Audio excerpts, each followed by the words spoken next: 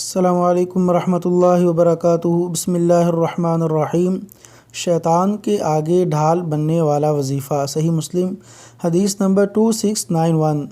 شیطان کے آگے ڈھال بننے والا وظیفہ یہ ہے: لا الہ الا اللہ وحدہ لا شریک لہ لہ الملک ولہ الحمد وہو علی کل شیء قدیر لہ الملک ولہ الحمد وہو علی کل شیء قدیر۔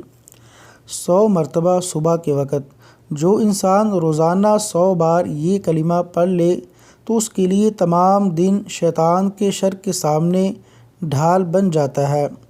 اللہ تبارک و تعالیٰ سے دعا ہے کہ اللہ تعالیٰ اس وظیفے پر عمل کرنے کی توفیق عطا فرمائے۔ آمین یا رب العالمین۔